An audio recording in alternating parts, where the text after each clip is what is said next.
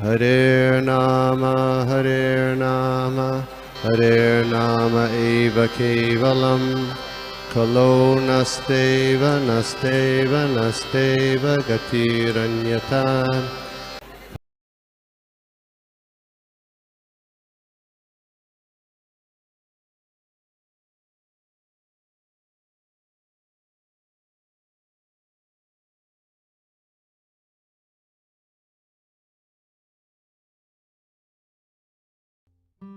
देख रहे हैं श्रीमद् भागवतम का तीसरा स्कंद अध्याय 9 और श्लोका क्रमांक 17। सभी का स्वागत है। सभी भक्तों का आशीर्वाद लेते हुए आपके चरणों में दंडवत। ओम नमो भगवते वासुदेवाय। ओम नमो भगवते वासुदेवाय। ओम नमो भगवते वासुदेवाय। नारायणं नमस्कृत्य नरं चैव नरोत्तमं देवीं सरस्वतीं व्यासं ततो जयमुदीरयेत्। नष्टप्रायेषु अभद्रेषु नित्यं भागवत सेवया भगवती उत्तम श्लोके भक्तिर्भवति नैष्ठिकी। ओम अज्ञानतिमिरान्धस्य ज्ञानाञ्जनशलाकया चक्षुरुन्मीलितं येन तस्मै श्रीगुरुवे नमः। श्रीचैतन्यमनोभीष्टं स्थापितं येन भूतले स्वयं रूप गदामह्यं ददाति स्वपदान्तिकं। नमो विष्णुपादाय कृष्णप्रेष्ठाय भूतले श्रीमते भक्तिवेदांत स्वामिनिति नामिने। नमस्ते सारस्वती देवे गौरवाणी प्रचारिणे निर्विशेष शून्यवादी पाश्चात्य देशतारिणे। जय श्री कृष्ण चैतन्य प्रभु नित्यानंद श्री अद्वैत गदाधर श्रीवासादि गौर भक्तवृंद। हरे कृष्णा कृष्णा कृष्णा हरे हरे, हरे राम राम राम हरे हरे।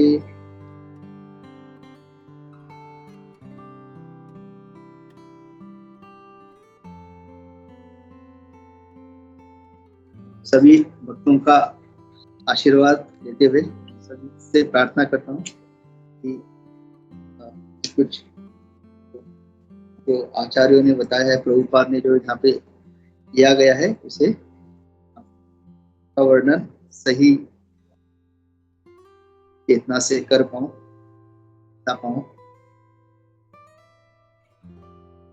आज का श्लोक है, लोको विकर्म निरत कुशले प्रमत्तः कर्मण्य अयं त्वद् उदिते भवत् अर्चने स्वे यस्तावदस्य बलवान् इह जीवी तासां सद्यश्चिनति अनिमिषया नमोस्तु तस्मै। Translation and purport by His Divine Grace Abhay Charanaravindra Bhakti Vedanta Swami Srila Prabhupada Krishna Kripa Murti Srila Prabhupada Ki Jai. Translation: people in general all engage in foolish acts, not in the really beneficial activities enunciated directly by you for their guidance. As long as the tendency of foolish work remains powerful, as long as the tendency for foolish work remains powerful, all the plans in struggle for existence will be cut to pieces. I therefore offer my obeisances unto him who acts as an eternal time.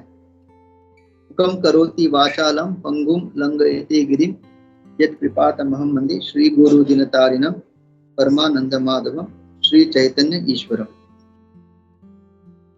हरे कृष्णा। तो जब भागवतम का शुरू होता है तो पहले ही बताया गया है, पहले ही स्कंद में, पहले अध्याय में कि जो कलयुग में जीव का लक्षण प्रायण अल्प आयुष्य सभ्य कलौ अस्मे युगे जना मंदा सुमंद मतयो मंद भाग्य ही उपद्रताः।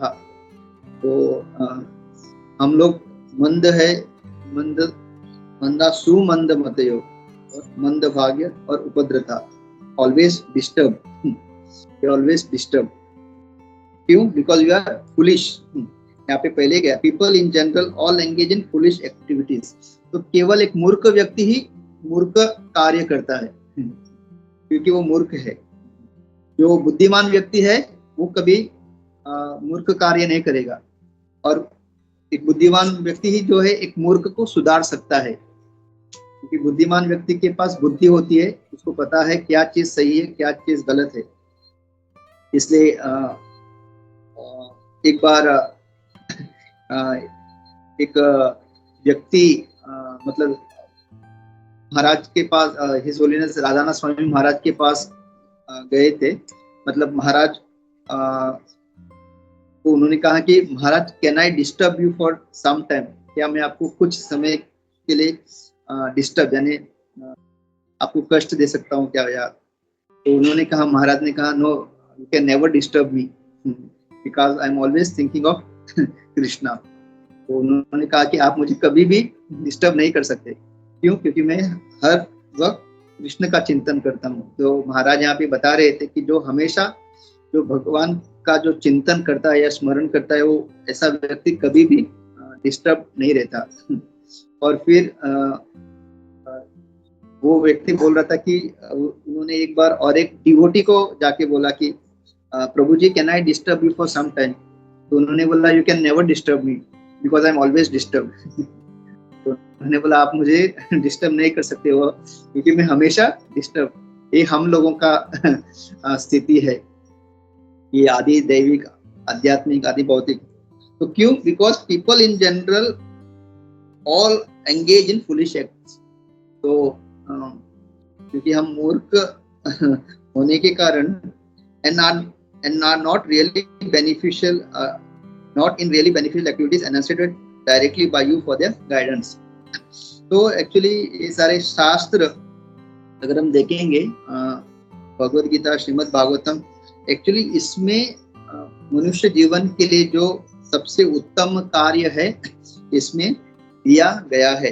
लेकिन क्योंकि हम लोग अभी भी मतलब इतने इंद्र तृप्ति में लगे हुए हैं, इतने हमको आशा है कि हम लोग इंद्र तृप्ति करके अपना जीवन में थोड़ा बहुत आनंद हमको मिलेगा। इसके वजह से ये सब पढ़ने के बाद भी हमको रियलाइजेशन होता है, हमको मतलब जो अभी भक्ति मार्ग में है उनको, मतलब हम क्यों भक्ति मार्ग में है, क्योंकि हमको ये बार बार सुन के वरिष्ठ भक्तों के मुखारविंद से हमने जब बार बार सुना कि ये इंद्र तृप्ति जो है इससे हमको आनंद नहीं मिलेगा, और हमारा केवल और केवल आनंद कब मिलेगा?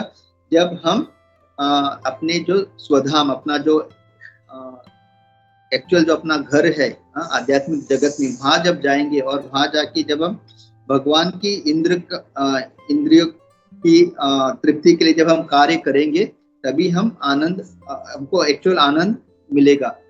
तो ये हमने थियोरेटिकली तो बहुत बार सुना है, और यहाँ पे हम लोग जब सत्संग में भगवान के एक वरिष्ठ भक्तों के मुखारविंद कथा का श्रवण करते हैं, प्रसाद जब ग्रहण करते हैं, या जब कीर्तन में जब हम नाचते हैं और गाते हैं, तब थोड़ा बहुत हमको इसका एक्सपीरियंस, इसका अनुभव मिलता है,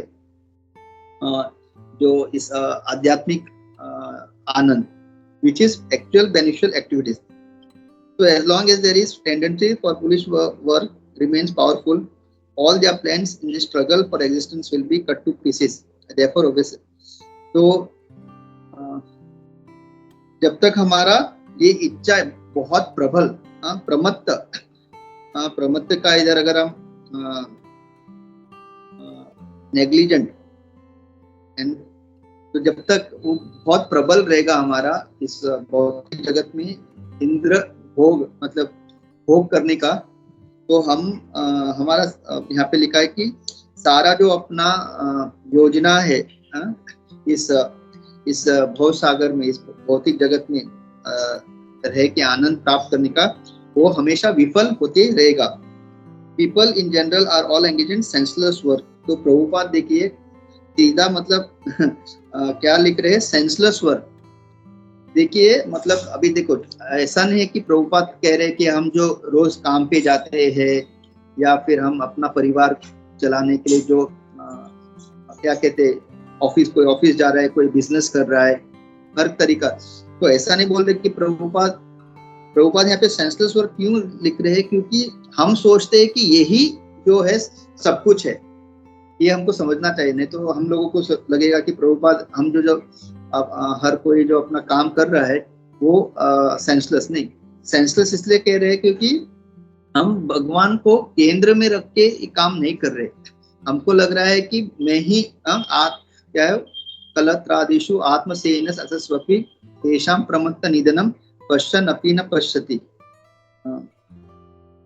देहपत्र कलत्रादिषु आत्मसेन सतस्वपि तेषां प्रमत्त निधनम पश्यन् अपि न पश्यति। मतलब वो हम अपने देह के संबंध में जो अपनी परिवार है, पुत्र है, पत्नी, ये सब हमको लगता है यही मेरा एक सेना है, आत्मसेना असस्वपि तेषां प्रमत्त। और हम देख रहे हैं कि हमारे आजू बाजू कितने हमारे मतलब चाहने वाले जैसे बूढ़े होते वो यहाँ मतलब अपने शरीर को छोड़ देते हैं, ये सब हम देख रहे हैं। लेकिन देखते हुए भी पश्यन् अपि न पश्यति, मतलब देखते हुए भी हम ऐसा है कि वो हमको आत्म साक्षात्कार नहीं हो रहा है। तो इसके वजह से, क्योंकि हम लोग, इसलिए प्रभुपाद इसको सेंसलेस वर्क कह रहे हैं। वही काम जब हम कृष्ण को केंद्र बिंदु रख के जब हम करेंगे, जब हम जाएंगे अपने कार्य में कि ये भी कृष्ण का कार्य है, और एक कार्य करते हुए जो कृष्ण ने मुझे परिवार दिया है, मतलब हर चीज को कृष्ण से जब हम जोड़ेंगे और कार्य करेंगे, देन दैट वो कार्य फिर सेंसलेस नहीं होगा, then it will be beneficial work. तो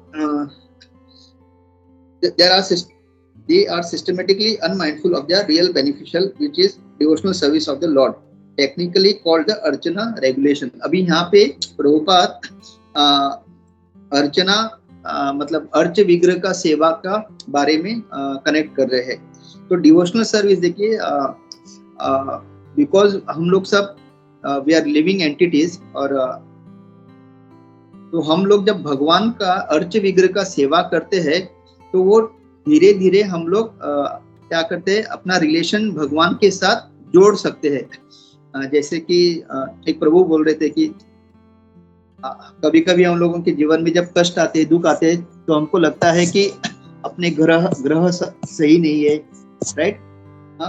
बहुत लोगों को ग्रह का दोष होता है, बट वही आदमी प्रभु जी कह रहे थे, आपके ग्रह कितने भी बुरे क्यों ना हो, वही जब व्यक्ति अर्च विग्रह मतलब ग्रह और विग्रह, वो जब अर्च विग्रह का जब सेवा करने लगता है भगवान की, तो और मतलब शुद्ध भक्ति के चेतना से, तो फिर आपके कितने भी ग्रह क्यों खराब ना हो, खराब क्यों ना हो, वो विग्रह का जब आप सेवा करते हो तो पूरे ग्रह का जो दोष है या उसके जो आपके ऊपर उसका प्रभाव, जो नेगेटिव प्रभाव जो होने वाला था, वो सारा चला जाता है। तो इतना सुंदर उन्होंने कनेक्ट किया।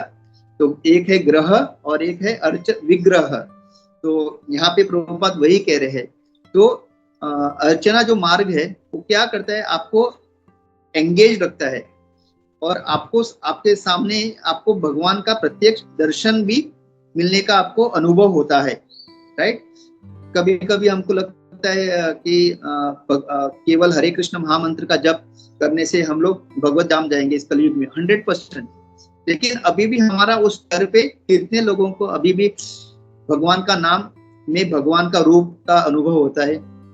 हम लोग जब हम जपा करने बैठे हैं, प्रभुपाद ने जैसे कहा था कि केवल नाम का उच्चारण आप सुनिए, चैंट एंड लिसन, लेकिन एक्चुअली कभी कभी 16 माला पूरा खत्म हो जाता है और हमको पता भी नहीं चलता, क्योंकि माया देवी क्या है, उस वक्त जब हम actually mind is peaceful until we take the bead bags, जब तक हम लोग अपना जपा माला हाथ में नहीं लेता ना, अपना मन जो रहता है वो एक्चुअली शांत रहता है।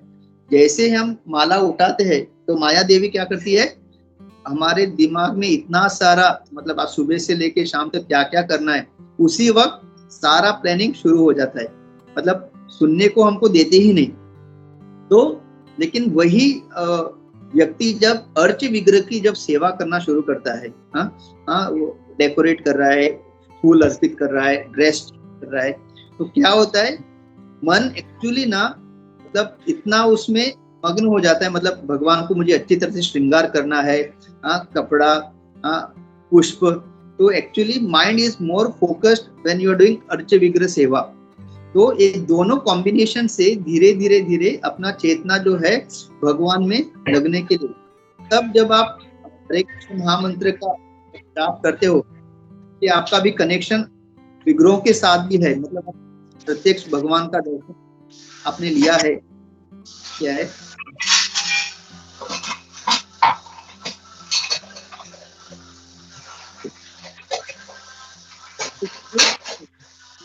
जैसे कौन है?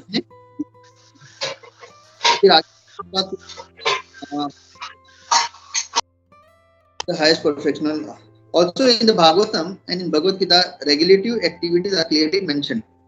Foolish people do not know that their self-interest is in realization of Vishnu. तो फिर प्रभुपाद प्रहलाद महाराज का जो उपदेश है 7वें स्कंद में, उसका भी वर्णन कर रहे हैं तात्पर्य में।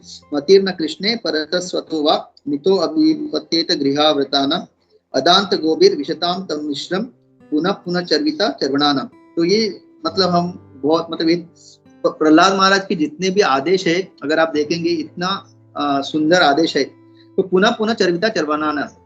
तो एक्चुअली आपने देखा होगा कि शुगर केन का जो लकड़ी, मतलब शुगर केन के जो आते हैं जिससे शुगर केन जूस बनता है, और एक बेम्बू का लकड़ी, बेम्बू दिखने में सिमिलर है, राइट, लेकिन अगर आप शुगर केन का अगर वो जो लकड़ी उसको अगर आप चूसेंगे तो एक्चुअली आपको शुगर केन का जूस मिलता है।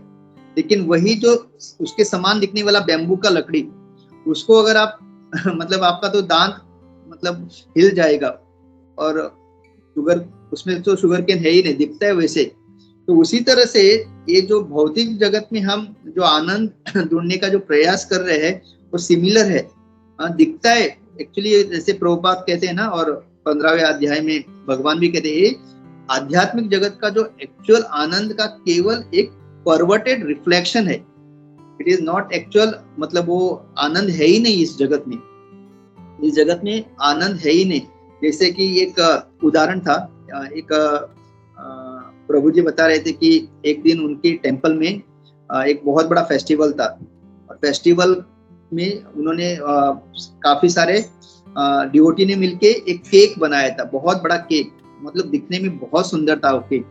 और ये प्रभु जी जो थे उन्होंने सुबह से लेकर शाम तक बहुत सेवा किया था, और जब उन्होंने वो केक को देखा तो उनको लगा कि आज प्रसादम के साथ मैं मतलब भगवान को ये भोग दिखाने के बाद ये जो प्रसाद बनेगा, तो मैं एक अच्छा सा बड़ा टुकड़ा लेके आज थोड़ा बहुत मतलब आनंद लूंगा इस केक का। उन्होंने केक देखने के बाद उनको बहुत अच्छा लगा, लेकिन प्रॉब्लम क्या हुआ, जब उनको मिला अच्छा पीस मिला उनको प्लेट में, लेकिन जैसे उन्होंने उस केक को खाया, बाइट किया, उन्होंने बोला अरे पूरा फीका लग रहा है, मतलब क्या है। तो उनको लगा मैं भी चलो पहले प्रसाद बाकी सब खा लेता हूँ और लास्ट में स्वीट लेता हूँ।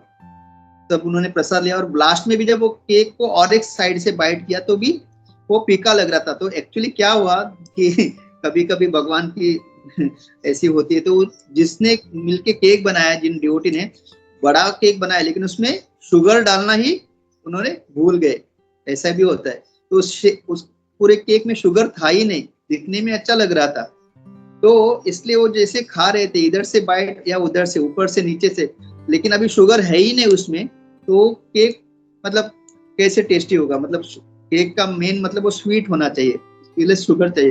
तो फिर उनको रियलाइज हुआ कि भगवान शायद मुझे बताना चाहते हैं भौतिक जगत भी ऐसा ही है, मतलब यहाँ पे आनंद है ही नहीं, तो आप कुछ भी योजना कीजिए, पुनः पुनः चर्विता चर्वणाना, एक तो आनंद है ही नहीं, और जिसको हम आनंद कहते हैं वो क्या है, मतलब आज के दिन अगर कुछ चीज हुआ नहीं, बुरा चीज नहीं हुआ, तो उसको हम लोग सोचते ये आनंद है, मतलब आज कुछ गलत चीज नहीं हुआ, राइट। वो उसको हम लोग सोचते हैं आनंद है।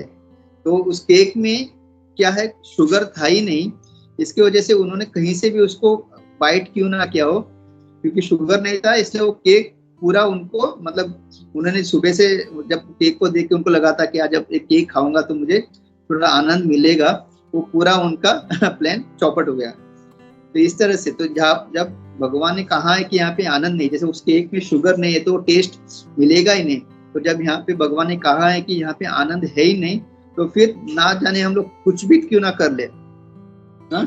और राधानाथ स्वामी महाराज का एक सुंदर कोट है वो कहते हैं, when a desire of a jiva is fulfilled, that time the misery begins।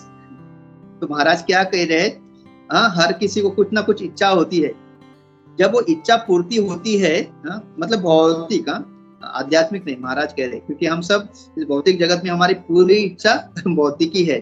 तो महाराज कहते हैं कि जब एक जीव की जब भौतिक इच्छा पूरी होती है ना, तब एक्चुअली उसका वो मिजरी यानी दुख उसका शुरू होता है। मतलब बहुत ही सोचने वाली बात है। हम लोग क्या सोचते हैं, मेरी ये इच्छा अगर पूरी हो गई तो मैं खुश हो जाऊंगा, राइट। लेकिन महाराज हमको समझाते हैं, जब वो इच्छा पूरी होगी ना, तब आपका दुख शुरू होगा। और अगर हम उदाहरण देखेंगे तो एक उदाहरण हम ले सकते हैं, बहुत सारे लोग होते हैं जिनकी शादी नहीं होती, राइट, और सब लोग बोलते हैं अरे, और आजू बाजू लोगों को वही एक आनंद मिलता है, अरे आपका कितना उम्र है, अच्छा इतना उम्र है, अभी तक आपकी शादी नहीं हुई। तो ये सुनने के बाद और दुख होता है, और फिर उसको लगता है एक बार शादी हो जाए फिर मेरा पूरा, हाँ, और हमको लगता है ना हर चीज करेक्ट टाइम पे होना चाहिए, जो सही है।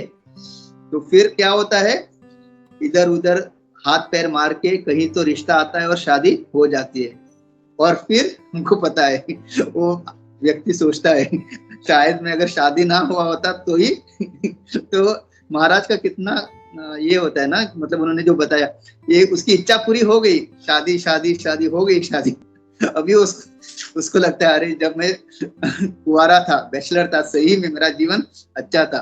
एक भक्तों को लागू नहीं होता है, क्योंकि भक्त पता है एक अच्छे भक्त के साथ ही विवाह करते हैं, और माताजी और प्रभु जी मिल के कृष्ण भावनामृत में अपना परिवार चलाते हैं। लेकिन भौतिक जगत में ये है और आजकल तो मतलब love at first sight, divorce at first fight, ऐसा ही है आजकल। मतलब देयर इज नो टॉलरेंस, मतलब तितिक्ष किसी के अंदर टॉलरेंस नहीं है, मतलब एक इसमें। तो ये है भौतिक जगत का ये, मतलब जब when desire is fulfilled, जब misery starts, तो हमेशा हमको इसलिए हमेशा भौतिक इच्छाएं छोड़ के आध्यात्मिक इच्छा रखनी चाहिए। भगवान आपको क्या पसंद है, मुझे वही, और वो तीव्रता हमारे अंदर आनी चाहिए।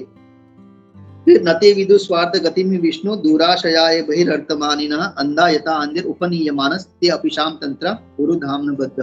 तो शिला प्रभुपाद ऐसे तीनों श्लोक कोट करते हैं। नैष्कर्म्य मतिस्तावत् उरु क्रमांग्रिम स्पर्शति अनार्थ नमो यद अर्थः मह्य सांपाद रजोपिषेकम निष्किंचनानाम ऋणीन यावत्।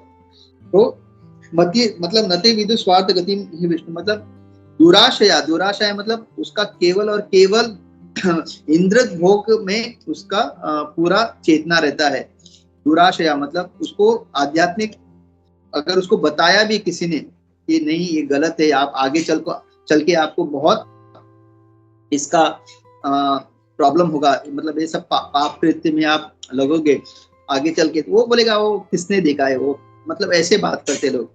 एक छोटा सा उदाहरण अगर देखेंगे तो हमारा फ्राइडे सत्संग होता है, और लास्ट फ्राइडे अच्युत गोपाल प्रभु ने इतना सुंदर क्लास दिया कि क्यों हमको मनुष्य जन्म में भगवत धाम प्राप्ति करने का गंभीरता से हमको भक्ति करना चाहिए। हाँ, हमको नाम जब करते हैं तब सब कुछ भूल के केवल और केवल नाम के ऊपर हमको अपना ध्यान रखना। इतना सुंदर क्लास दिया, मतलब बहुत ही गंभीर क्लास, बोलते ना एकदम वेरी हार्ड हिटिंग क्लास दिया।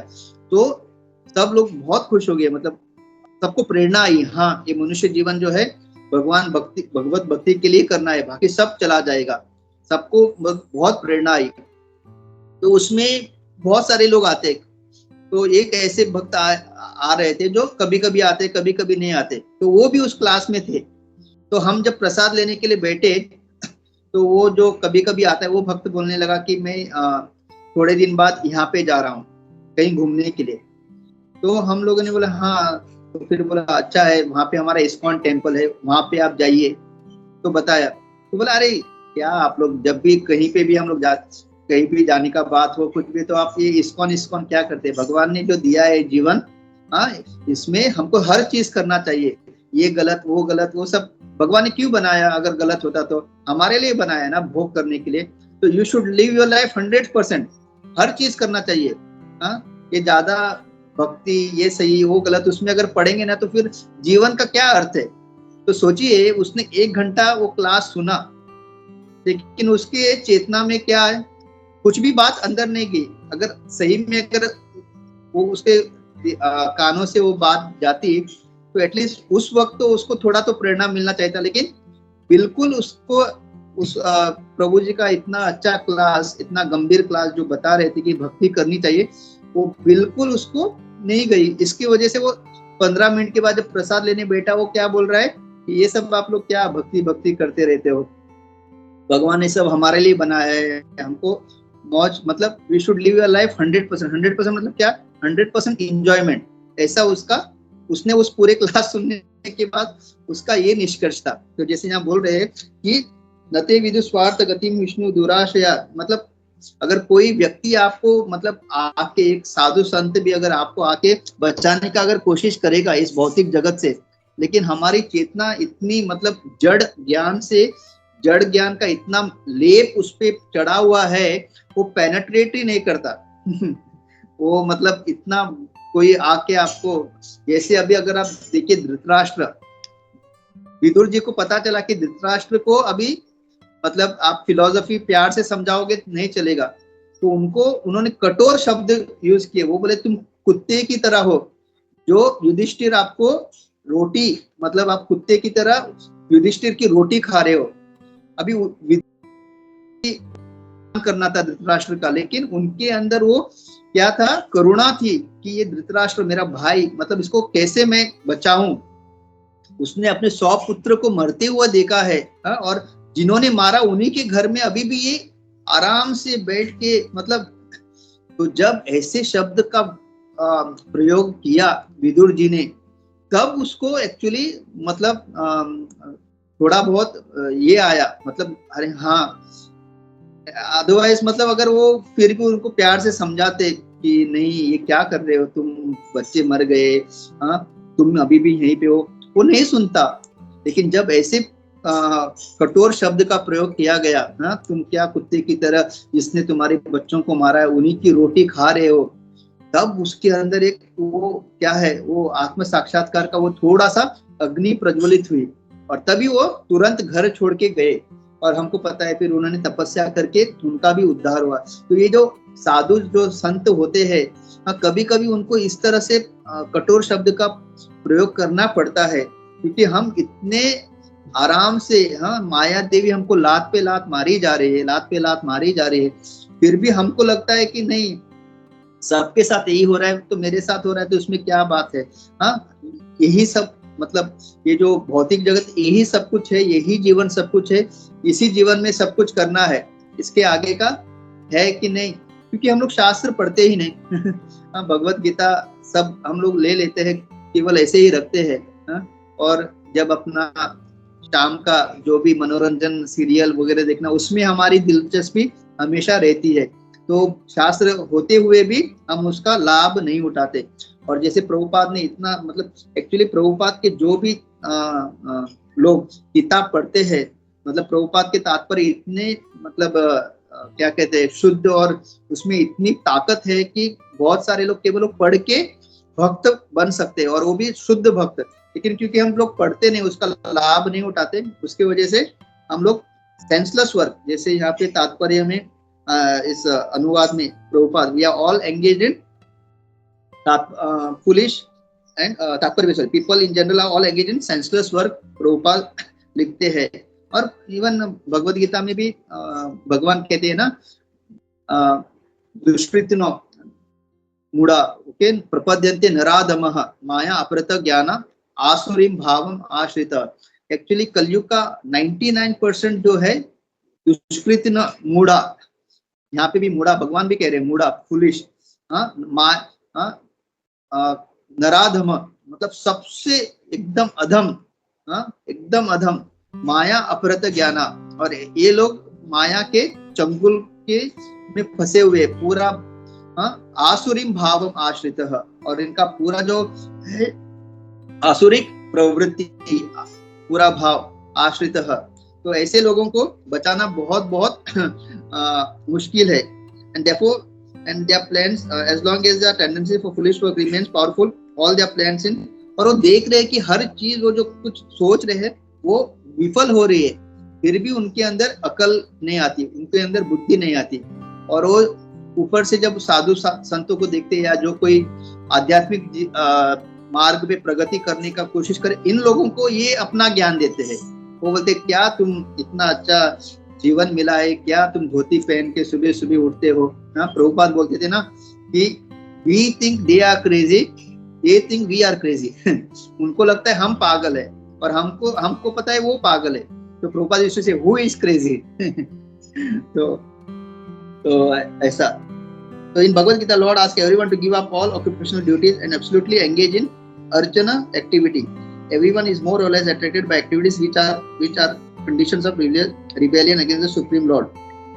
और आगे प्रभुपाद ये भी लिखते हैं कि the system of ज्ञान and yoga are also indirectly rebellious acts against the Lord. तो देखिए प्रभुपाद ज्ञान और योग ये भी प्रभुपाद बोलते इनडायरेक्टली ये भगवान के विरुद्ध, मतलब भगवान के विरुद्ध जो है कार्य है। क्यों? क्योंकि ज्ञान अर्जित करने का जो ज्ञान योग के मार्ग या अष्टांग योग के मार्ग से जो भगवान को जानने का जो कोशिश करता है, एक्चुअली इनडायरेक्टली उनका क्या निष्कर्ष निकलता है? ज्ञान योग वाले वो बोलते हैं भगवान का कोई आकार नहीं है, कोई रूप नहीं है, स्वरूप नहीं है, राइट। और जो योगी जो रहता है वो लास्ट परमात्मा लेवल तक चला जाता है और उसको लगता है यही है, इसके आगे नहीं। तो जब कोई भगवान का जो इतना सुंदर रूप, इतना सुंदर रूप का जब कोई क्या कहते हैं स्वीकार नहीं करता कि भगवान का रूप है, दिस इज ऑल्सो प्रभुपाद के अकॉर्डिंग टू प्रभुपाद ये रिबेलियस एक्ट है। मतलब सोचिए आपका इतना मतलब सुंदर रूप है मतलब भगवान का, और वो बोलते नहीं भगवान निराकार है, भगवान का कोई रूप है ही नहीं, ज्यादा से ज्यादा कोई बोलते भगवान परमात्मा रूप है। तो that is also rebellious work. तो जैसे अभी ये जगन्नाथ रथ यात्रा अभी महोत्सव आने वाला है, तो जब नारद मुनि ने मतलब जब भगवान का वो दर्शन देखा द्वापर युग में, जब रोहिणी माता रानियों को भगवान के वृंदावन का लीला जब सुना रही थी और जब भगवान भी सुन रहे थे, तो भगवान भी सोचिए अपने खुद की लीला सुन के इतने आकर्षित हो गए और फिर उनका वो जगन्नाथ जो रूप है वो प्रकट हुआ। तो शुद्ध भक्त नारद मुनि जैसे जब उन्होंने देखा वहां पहुंच जाते और जब उन्होंने देखा तो इतने खुश हुए और वो चिल्लाने लगे मैंने देख लिया, मैंने देख लिया, मैंने देख लिया। तो भगवान ने बोला क्या देख लिया? मैंने बोला भगवान ये जो आपका जो इतना सुंदर रूप है, जहाँ पे आपका खुद का लीला सुन के आपका पूरा उनके हाथ सिकुड़ जाते हैं, उनके पैर सिकुड़ जाते हैं, मतलब एक और आंखें बड़ी बड़ी हो जाते हैं। तो मतलब शुद्ध भक्त जब भगवान को देखते हैं, उनका रूप देखते हैं तो इतना खुश हो जाते हैं। क्योंकि भगवान इतने सुंदर है, केवल उनको देखने से ही हमारा पूरा जीवन मतलब अपना पूरा एटमॉस्फेयर या अपना इतना आनंद मिलता है। और फिर उन्होंने प्रार्थना की कि मैं आपसे प्रार्थना करता हूँ कि ये आपका जो रूप है हर किसी को देखने मिले। तो ये होते भक्त का लक्षण, वो खुद भी दर्शन करते हैं और उनको पता है इतना भगवान का दर्शन इतना मंगलमय है, वो चाहते हैं कि हर कोई देखे, राइट। और जो ये मायावादी और ये अष्टांग योगी मतलब वो लोग मतलब पता नहीं किस दुनिया में रहते कि वो अगर किसी ने उनको बताया भी कि भगवान सुंदर है, भगवान का रूप है, एटलीस्ट मान के मतलब उनको माया अपरत या फिर नराधमा या दुष्कृतिनो मूढ़ा क्या कहे, मतलब मानने के लिए रेडी नहीं होते। मतलब अगर कोई किसी को बचाना चाहता है, वो बोलते हैं नहीं नहीं मुझे नहीं बचना है, मुझे और खाई में जाना है। तो ऐसे लोगों को आप क्या कर सकते हो। तो और नारद मुनि जैसे मतलब खुद तो उन्होंने दर्शन किया और कहा कि मैं चाहता हूं कि हर कोई इस आपका ये जो रूप है जगन्नाथ जी का रूप हर कोई देखे। तो ये होता है एक भक्त, और भक्त चाहते हैं कि हर किसी को बचाए, हर किसी को बचाए। इसलिए सत्संग ये सब कार्यक्रम अभी जैसे यहाँ पे हमारा ऑनलाइन, ये सारा उद्देश्य एक ही है कि हर कोई भगवान से जुड़े, भगवान के बारे में उनको पता चले, भगवान का जो दयालु उनके जो गुण है ये सबको पता चले। इसी उद्देश्य से ये सारा प्रभुपाद का मिशन, चैतन्य महाप्रभु का मिशन है। इसके अलावा कोई उद्देश्य नहीं है, इसके अलावा कोई उद्देश्य नहीं। लेकिन जो मूर्ख व्यक्ति है जो जिसको केवल माया में रहना है, इस जेल में रहना है, इनको भी उद्धार करने के लिए, एक्चुअली ऐसे लोगों के लिए उद्धार करने के लिए एक पूरा चैतन्य महाप्रभु का मिशन है। लेकिन मूर्खता की वजह से हम खुद को इतना समझदार समझते हैं कि जो हमारा उद्धार करने के लिए प्रयास कर रहे हैं, हम उसी को उसका पूरा जो ज्ञान है या उसका जो एफर्ट है, प्रयास है हमारा उद्धार करने का, उसको हम नकार देते हैं। तो फिर मतलब नुकसान किसका होगा, हमारा ही नुकसान होगा। तो इसलिए ये तो अभी कलयुग का प्रभाव के कारण ऐसे ही आगे चलते रहेगा। जो बच गए वो बच गए। जो जीव प्रभुपाद के इस आंदोलन में, चैतन्य महाप्रभु के आंदोलन में गंभीरता से इसको जो लेंगे वही बच जाएंगे। बाकी सारे लोग जो खुद को बहुत होशियार समझते हैं, जिनको लगता है कि जीवन केवल भोग के लिए है, और कुछ डिग्री हासिल करते हैं, कुछ संपत्ति बनाते हैं, और फिर क्या है जाते वक्त सब यहीं पे छोड़ के चले जाते हैं। तब तक बहुत देर, और वो टाइम भी उनको ऐसा समझ में नहीं आता। उनको लगता है कि यही जीवन है, एक दिन चला जाना है तो भी जा रहा हूँ। लेकिन वो वक्त भी उनको ऐसा नहीं लगता कि अरे मैंने अपना जीवन व्यर्थ गवाया। ये केवल और केवल जो भक्त है, जो भक्ति में आते, उनको हर क्षण उनको लगता है कि इस तरह से भगवान की भक्ति करे और इस क्षण को व्यर्थ ना जाने दिए। बाकी सब लोग यहाँ पे जैसे कहे गए, all engage in foolish act, मूर्ख और मूर्ख कार्य करते रहेंगे। प्रभुपाद तो कहते हैं सेंसलेस वर्क, इसलिए कहते हैं ना, नैष्कर्म्यम अपि अच्युत भाव वर्जितम न, नैष्कर्म्यम अपि अच्युत भाव वर्जितम न शोभते ज्ञानम अलग निरंजन। तो इवन अगर कोई व्यक्ति यहाँ पे आप देख रहे हैं कि बहुत सारा चैरिटी कर रहा है, बहुत सारा दान कर रहा है, बहुत सारा ज्ञान है उसके अंदर, बड़े बड़े मोटिवेशनल स्पीच दे रहा है, लेकिन कहते अच्युत भाव वर्जितम, क्योंकि भगवान श्री कृष्ण का उसके साथ कोई कनेक्शन नहीं है। वो कितना भी दान क्यों ना करे, कितना भी ज्ञान उसके पास क्यों ना हो, न शोभते, वो बिल्कुल अच्छा नहीं लगता। क्यों? क्योंकि कृष्ण से संबंध नहीं है। तो यहाँ पे आप देखिए, अगर कोई भी, आप कितना भी बड़ा व्यक्ति, भले ही उसको पूरा यहाँ सम्मान मिलता रहेगा, लेकिन अगर वो व्यक्ति का भगवान के साथ कोई संबंध नहीं है, उस दान का कोई लाभ नहीं, उस ज्ञान का कोई लाभ नहीं। It has to be connected. और उसी जगह एक साधारण भक्त है जो बहुत ही सरल, उसके पास कोई ज्यादा ज्ञान नहीं होगा, उसके पास धन नहीं होगा, लेकिन वो पूरी तरह से भगवान की भक्ति में, भगवान की भक्ति कर रहा है, तो ऐसा व्यक्ति बहुत उस ऐसे व्यक्तियों से श्रेष्ठ है। क्यों? क्योंकि उसका पूरा संबंध भगवान श्री कृष्ण से है। तो यही हम जैसे जो भक्ति मार्ग पे जाने का जो प्रयास कर रहे हैं, हमको ये हमेशा याद रखना चाहिए। नहीं तो हम लोग भौतिक जगत में बड़े बड़े धनी व्यक्ति, ज्ञानी व्यक्ति को देख के आकर्षित मत होइए, क्योंकि उनका वो केवल उन्होंने कुछ पुण्य अर्जित किए, उसकी वजह से उनके जीवन में थोड़ा धन आ गया है, थोड़ा ज्ञान आ गया है, बहुत महान बनते जा रहे हैं। लेकिन जैसे ही वो पुण्यशीन होगा, जैसे वो शरीर छोड़ेंगे, एवरीथिंग विल बी जीरो। उनका ना ज्ञान का कोई लाभ है, ना उनका दान का। दान जिसने किया है उसको हो सकता है कि अगले जन्म में उस पुण्य की वजह से कहीं धनी परिवार में जन्म ले, और भगवान की कृपा से वापस, क्योंकि उसने अच्छे पुण्य कर्म किए, वो भगवान उसको चांस देंगे भक्ति में आने के लिए। लेकिन अगर उसने उस चांस को छोड़ दिया तो फिर वापस उसका कोई फायदा नहीं है। तो हम लोगों को ऐसे लोगों से आकर्षित नहीं होना चाहिए, हमको केवल और केवल भक्तों को देख के आकर्षित होना चाहिए। जब हम भक्त को देखते हैं, दंडवत करना चाहिए, उनको आलिंगन करना चाहिए और उनका संग करने के लिए हमेशा हमको लालायित रहना चाहिए। भले ही उसके पास ज्यादा ज्ञान नहीं है, धन नहीं है, लेकिन भक्ति है सबसे श्रेष्ठ चीज। वो कृष्ण को सब कुछ मानता है, वो कृष्ण के लिए अपना जीवन जी रहा है। तो ऐसे जो व्यक्ति, ऐसे जो भक्त है, यही हमारे आदर्श होने चाहिए। They should be our role models, they should be our ideal. वही हमारे सबसे महान होने चाहिए, तभी हमारा जीवन सफल होगा। कि बाकी सारे लोग देखने के लिए तो महान है, बहुत कुछ है, लेकिन उनका जब जीवन देखोगे एकदम वो लोग दुखी है। वो दुख से बचने के लिए वो किस किस चीजों का सहारा लेते हैं, अगर हमको पता चलेगा तो हमको पता चलेगा कि ऐसा जीवन नहीं चाहिए हमको, हमारा जीवन ही बहुत ही अच्छा है।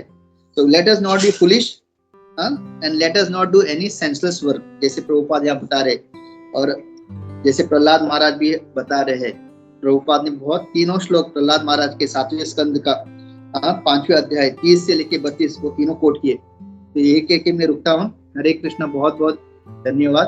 हरे कृष्णा कृष्ण कृष्ण हरे हरे, हरे राम राम राम हरे। गुरु गुरु श्रील प्रभुपाद की जय। हरे कृष्णा। हरे कृष्णा प्रभु जी, दंडवत प्रणाम। हरे कृष्णा सभी भक्तों को मेरा दंडवत प्रणाम। Thank you for wonderful class प्रभु जी, अपने वर्ड्स को बहुत अच्छे से एक्सप्लेन किया। प्रभु जी, जैसे आपने इस वर्स में बहुत सारे पॉइंट्स बताए, जैसे कैसे we all are engage in senseless work, जैसे प्रभुपाद यहाँ पे बताया। लेकिन फिर आपने ये भी बताया कि senseless in terms of what, ऐसा हम लोग भी we are also engage in senseless work, but when this work जब हम भगवान की सेवा में लगाते हैं तो वो फिर मीनिंगफुल हो जाता है, जैसे ये बताया। नहीं तो फिर और ऐसे पर्सन है जो क्या है कि वो अपने बस इस मटेरियल एक्टिविटीज में, लाइफ में इंग्रॉस है, तो वो that type of work senseless होता है। लेकिन एक भक्त जो दिखता है, ऐसा लगता है कि बहुत कोई ऐसे बोलते हैं कि आप लोग भी तो ये सब हमारे जैसा ही लाइफ है आपका भी, तो हमारे और आप में क्या डिफरेंट है। तो बस डिफरेंस यही है क्योंकि भक्त जो है कृष्णा को सेंटर में रख के सारे काम को कर रहे हैं, तो इसलिए उनका काम जो है वो सेंसलेस नहीं है, मीनिंगफुल है। और यहाँ पे आपने इम्पोर्टेंस ऑफ अर्च विग्रह सेवा बताया प्रभु जी, कि जनरली होता है कि हम लोग चैंटिंग करने बैठते हैं तो हमारा दिमाग जो है बस इधर से उधर होते जाता है, भगवान के नाम पे तो रोता ही नहीं है, बस इधर उधर सोचना है। लेकिन आपने ये बताया कि अर्च विग्रह का सेवा कितना इम्पोर्टेंट है और कितना हेल्पफुल है हमारे इस भक्ति जीवन में, और कैसे हमें फिर चैंटिंग में जो है वो जो टेस्ट डेवलप होगा। जो चैंटिंग जो है प्रभुपाद बोलते हैं वन ऑफ द इम्पोर्टेंट जो एक पार्ट है भक्ति का, इसको हम लोग लेकर के अगर अच्छे से इसको करते हैं तो फिर हमारे अंदर जो है शुद्धि भी होगा और प्रगति भी होगा भक्ति में। तो ये अर्च विग्रह का सेवा आपने बताया प्रभु जी। और यहाँ पे इस मटेरियल वर्ल्ड के बारे में बताया कि कैसे मटेरियल वर्ल्ड जो है जो हाफ से भी हाफ, मतलब 1/4 आई थिंक सो ऐसा सुने थे, बाकी बहुत ही ये इसका जो फ्रैक्शन है बहुत ही कम है। और फिर भी यहाँ पे मटेरियल वर्ल्ड जो है only perverted reflection of spiritual world है, जो दिखता तो है कि हम यहाँ पे इस खुश रह जाएंगे, लेकिन ऐसा होता नहीं है। एग्जाम्पल भी आपने बताया प्रभु जी, ये चीज एक प्रभु जी का। और जैसे यहाँ पे आपने ये भी बताया कि जब हम इस मटेरियल वर्ल्ड में मटेरियल सक्सेस जब हमें मिलता है, तो आपने बताया कि is the cause of material misery, वो हमारे जो है भौतिक दुख का कारण बनता है, मतलब ऐसा। तो प्रभु जी, तो एक भक्त के लिए मेरा मतलब प्रश्न यहाँ पे है कि एक भक्त के लिए भी या ये मटेरियल सक्सेस के पीछे नहीं भागना चाहिए। Material success in the sense कि वो मटेरियल जो एक्टिविटीज है उसको करने का नहीं सोचना चाहिए, ये सोच करके कि ये हमें जैसे दुख देगा, भौतिक दुख देगा, ऐसा सोचना चाहिए कि हमें प्रयास करना चाहिए उस मटेरियल सक्सेस के लिए। ये मेरा प्रश्न था। और एक प्रश्न यहाँ पे, और आपने ये भी इस वर्ष में ये जो पहला वर्ष में ही प्रभुपाद ऐसे लोग का कोटेशन किए जिनका person who are determined to totally rot in false or material happiness cannot become Krishna minded, either by instruction from teachers, by self realizations। जिसमें कि हम लोग कल श्लोका एग्जाम था हम लोग का, तो 2.44 में भी इस तरह का श्लोका दिया गया है, भोगेश्वर प्रसक्ता नाम त्यागता चेतसम व्यवस्थात्मिका बुद्धि समाधु न विधीयते। तो इसमें भी यही मतलब बताया गया है, इसके जो माइंड जो है कंप्लीटली इनग्रॉस है इस सेंस एंजॉयमेंट में, वो भगवान का भक्ति नहीं कर सकता उनके। तो जैसे प्रभु जी, हम जैसे इस्कॉन के भक्त जो भी है वो प्रीचिंग करते हैं बुक डिस्ट्रीब्यूशन के माध्यम से, तो वो भी तो जैसे बहुत तरह के लोग, ऐसे तो मोस्टली वैसे ही लोग मिलते हैं जो भक्ति को नहीं समझ पाते हैं और अल्टीमेट वो they want to be engrossed in material things, है ना। तो क्या हमें वहाँ पे ये वर्ष जैसे हम लोग सोचे कि हमें वैसे लोग को प्रीच करके भी कोई ऐसा फायदा नहीं है, क्योंकि उनका जो दिमाग है जो कंप्लीटली इसी चीज पे इनग्रॉस है। तो क्या वहाँ पे हमारा जो प्रयास है वो फ्रूटफुल है या जस्ट वैन है? ये भी कैसे इसको तो मतलब लेते हुए प्रीचिंग के लिए आगे बढ़े, और अगर इस तरह के लोग मिलते हैं तो भी हम अपने आप को कैसे इंस्पायर कर सकें, क्योंकि वर्ष में तो हमें सिखाया जा रहा है कि ऐसे लोग का दिमाग में तो कभी भक्ति आ ही नहीं सकता है। ये है प्रभु जी तो मेरा प्रश्न। थैंक यू फॉर क्लास प्रभु जी। हरे कृष्ण। हरे कृष्ण माता जी, बहुत बहुत धन्यवाद। मैं प्रयास करता हूँ, फिर गोपी मनोहर प्रभु है और बहुत सारे वरिष्ठ भक्त हैं। तो एक्चुअली माता जी, जब when desire is fulfilled misery begins, ये जो है महाराज ने कहा ये भौतिक लोगों के लिए है, क्योंकि क्या है ना, जो सही में जो भक्ति के मार्ग पे है ना, जो भक्ति कर रहे हैं उनका केवल और केवल एक ही डिजायर होता है कि भगवान को भगवान के अकॉर्डिंग कैसे अपना जीवन ये करना। लेकिन क्योंकि हम लोग भौतिक जगत में है, परिवार है, तो हमको भी काफी सारे कार्य करने होते हैं। बट जो भक्त होते हैं ना, उनका डिजायर कुछ ये नहीं होता। वो मतलब जैसे भौतिक वाले जैसे गधे की तरह काम करते हैं ना, सुबह से लेके शाम तक, फिर पार्ट टाइम, ये टाइम वो टाइम, और ये कमाना है और बनाना है, और 2 BHK लेके भाड़े पे देके वहां से भी रेंट, ऐसे कोई डिजायर नहीं होते भक्तों का क्या है कि भगवान की सेवा करने के लिए लक्ष्मी चाहिए, परिवार का पालन पोषण करने के लिए लक्ष्मी चाहिए। और क्यों? क्योंकि परिवार भी कृष्णा का दिया हुआ है और मेरी जिम्मेदारी है। तो जो भक्त है हर चीज, और ऐसा नहीं कि उसको प्रमोशन मिल गया तो एकदम वो नाचने लगता है, वो जाके भगवान को ही बोलता है कि भगवान आपकी कृपा से मुझे अपने जॉब में तरक्की मिली या मेरे बिजनेस में तरक्की मिली है, तो मैं आप मुझे गाइड कीजिए ताकि इससे भी मैं आपका और अच्छी तरह से सेवा करूं, भक्तों की और अच्छी तरह से सेवा करूं। तो जो भी भक्त को जो सक्सेस मिलता है, और भक्त कभी इच्छा नहीं करता कि मुझे और चाहिए, उसका केवल एक ही इच्छा होता है कि मैं अच्छी तरह से भगवान का सेवा करूं।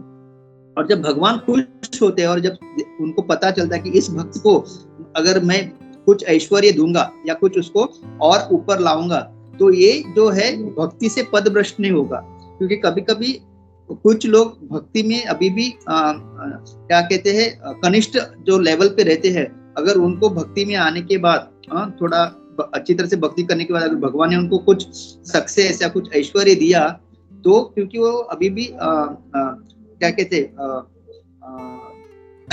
कनिष्ठ लेवल पे होने के कारण हो सकता है वो ऐश्वर्य की वजह से वो भक्ति में आगे बढ़ने के बजाय भक्ति से ही निकल जाए।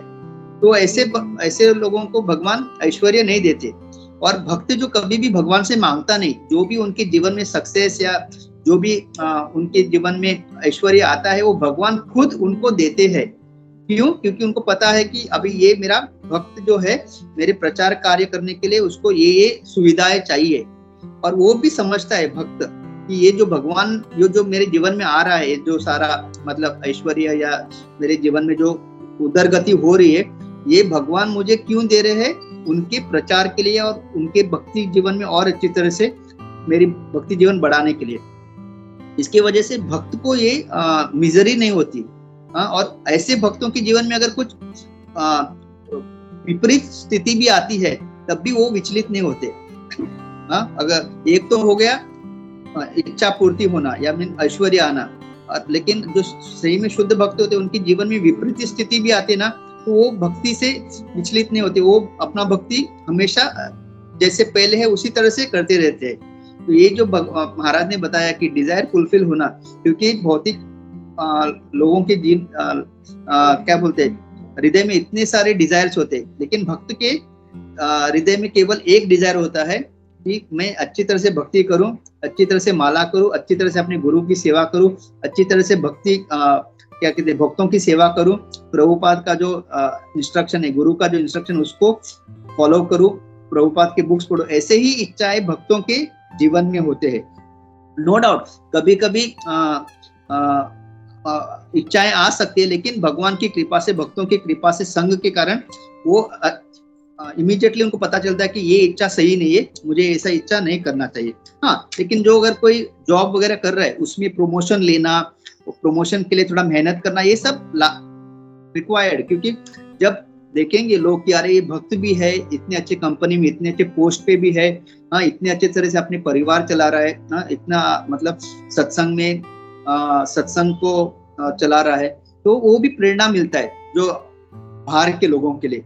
तो इसके वजह से हम लोगों को कभी भी जब भी ऐश्वर्य या कुछ अपने जीवन में अच्छा हो रहा है, हम लोग ऊपर जा रहे हैं, तो ऐसा नहीं सोचना चाहिए कि ये हमको दुख देगा, क्योंकि हम ये सारा चीज जो है भगवान की ही सेवा में उसको यूज करने वाले हैं, अपने भक्ति जीवन में, अपने प्रचार में यूज करने वाले। तो it will only give us happiness. लेकिन अगर आपको ऐश्वर्य आ रहा है और आपको लग रहा है अभी चलो भक्ति कम करते हैं और ये ऐश्वर्य से अपना इंद्र तृप्ति करेंगे, देन आपको सोचना चाहिए कि अभी भी मैं कनिष्ठ लेवल पे हूँ, इसलिए ऐसे मैं सोच रहा हूँ या सोच रही हूँ। और सेकेंडली जो आपने कहा माताजी, जो प्रचार एक्चुअली 99% अगर आप देखेंगे, अभी मेरी भी अगर बात करूं, अगर मुझे अगर कोई भक्ति में नहीं लाता तो मैं भी उसी कैटेगरी में था जैसे यहाँ कहे गए ना, मतलब मूर्ख।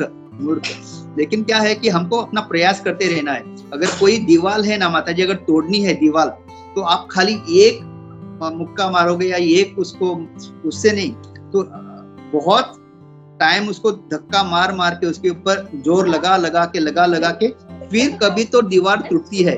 तो अगर मैं आज अगर भक्ति में आया हूँ, तो हो सकता है कितने सारे जन्मों में मैंने भक्तों का संग किया होगा, किसी ने मुझे ये दिया रहेगा भगवत गीता, किसी ने मुझे प्रचार किया रहेगा। ऐसे करोड़ों जन्म होने के बाद आज वो दीवार टूट गई, मतलब वो इतना स्ट्रॉन्ग दीवार था, तो धक्का मार के वो आज दीवार टूटी, मतलब आज मैं भक्ति में आया। तो आज अगर आप किसी को भगवत गीता दे रहे तो मे बी वो आज मतलब जो प्रभुपाद करे एकदम मानने के लिए रेडी नहीं, उसको केवल भौतिक, लेकिन अगले जन्म में और कोई ऐसा करते उसको धक्का मार के एक दिन वो दीवार टूटेगी, यानी एक दिन वो जीव जो है भक्त बनेगा। तो आप जो है पहला स्टेप ले रहे हो उसको भक्त बनाने के लिए, पहला मुक्का आप मार रहे हो, लेकिन अभी वो इतना स्ट्रांग है वो दीवार कि वो बोल रहा है नहीं, मुझे केवल एंजॉय करना है। अगले जन्म में कोई और संग, अगले जन्म में और कोई प्रचार, तो फिर दीवार धीरे कमजोर हो के एक लाइफ टाइम ऐसा आएगा जब वो भक्ति में आएगा, मतलब वो दीवार गिर जाएगी। तो हम वही कार्य कर रहे हैं, मतलब दीवार को। तो आप ऐसा मतलब प्रभुपाद खुद मतलब सोचिए, पाश्चात्य देश में जाके उन्होंने किसको भक्त बनाया। तो हमें अपना कार्य करना है ये, और ये केवल ज्ञान हमको समझना है ताकि प्रेरणा मिले। अगर कोई हमको कुछ गलत भी बोलता है या कुछ भी, हम लोगों को उससे निराश नहीं होना है। हमने अपना कार्य किया, हमने अपना गुरु और प्रभुपाद को खुश करने के लिए अपना कार्य किया। हरे कृष्णा। मैं चाहता हूँ गोपी मनोहर प्रभु और कुछ ऐड करें।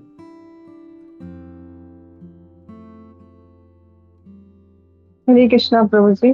प्रभु जी, आपने दोनों प्रश्न का बहुत अच्छा उत्तर दिया और समझ में भी आया। प्रभु जी, एक प्रश्न और था, जैसे आपने बताया ना कि ये मटेरियल वर्ल्ड जो है वो बस स्पिरिचुअल वर्ल्ड का जिस पवेशन है, तो हमें यहाँ पे जो है खुशी का मतलब हैप्पीनेस यहाँ पे हमें नहीं मिल सकता है। लेकिन तो प्रभु जी, जैसे ऑफकोर्स हमारा नेचर है, हमें हमारा जो कहा जाता है आत्मा का नेचर है कि हमेशा खुश रहना और खुशी को ढूंढना। तो प्रभु जी, अगर हम भक्ति में हैं और भक्ति में ही अपने खुशी को ढूंढ रहे हैं, प्लेजर को ढूंढ रहे हैं, तो ये सही है ना प्रभु जी? क्योंकि हम तो ऐसा ये नेचर तो नहीं ना खत्म हो सकता है कि अपने आप को हमेशा खुश रखना। ये जो नेचर है ये तो हमेशा रहेगा ही। अलग बात है कि अब जो पहले होता था कि हाँ, जो मटेरियल चीज में खुशी ढूंढते थे उस चीज में, अब उसको हम भक्ति में ढूंढ रहे हैं। तो ये सही रहेगा भक्ति में। हाँ माता जी, एक्चुअली अपना चेतना जब आध्यात्मिक रहता है ना, तभी हम लोग खुश रहते हैं। नहीं तो सोचिए, हम लोग जब भी ऑफिस में जाते हैं तो हम लोग काम मतलब अपना टाइमिंग रहता है 9 से 5, तो हम जैसे 5 बज जाते हैं हम लोग निकलना चाहते हैं, हम 1 मिनट भी एक्स्ट्रा काम नहीं करना चाहते। और हमको तनख्वाह भी उसमें चाहिए, प्रमोशन चाहिए, सब नहीं मिला तो हम दुखी होते। और वही व्यक्ति जब सत्संग में जाता है, सारा काम करता है, वो साफ सफाई करता है, भगवान का किचन में भी सेवा करता है, सब बिना पैसे के, बिना किसी अपेक्षा के। क्यों? क्योंकि ये इसमें हमको एक पैसा भी कोई नहीं देगा। इनफैक्ट हम अपना जो आमदनी है वो भगवान की सेवा में लगाते हैं। और ऑफिस में हमको पगार मिल रहा है, फिर भी हम लोग ऑफिस में खुश नहीं रहते। तो आप कंपेयर करके देखिए, जो ऑफिस में काम कर रहा है उसको पगार मिल रहा है, जिससे उसका परिवार चल रहा है, फिर भी वो वहां पे दुखी है। और वही व्यक्ति जब मंदिर जाता है, वहां पे हर चीज करने के लिए रेडी है। अगर किसी ने बोला थोड़ा साफ सफाई करो, वो खुशी खुशी करता है, क्योंकि उसको लग रहा है, क्योंकि उसको मालूम है ये भगवान का सेवा है, और खुश हो जाते हैं। कीर्तन में जब हम नाचते हैं, तो यहीं पे हमको पता चलता है कि एक्चुअल हैप्पीनेस जो है वो आध्यात्मिक गति, मतलब आध्यात्मिक कार्यों में, क्योंकि we are spirit soul experience. तो बिना पैसे, बिना अपना ही पैसा वो भगवान की सेवा में लगाता है। और मतलब अगर उसको मतलब उपवास रखता है, कीर्तन करता है, हर चीज करने के लिए रेडी है, और ऊपर से वो खुश हो जाता है। बिकॉज बीइंग स्पिरिट सोल, जब हम स्पिरिचुअल एक्टिविटी करते हैं, that time we become happy. Yes, Prabhuji. Thank you for your answers. Prabhuji, thank you. Hare Krishna. Dhanu Pranam.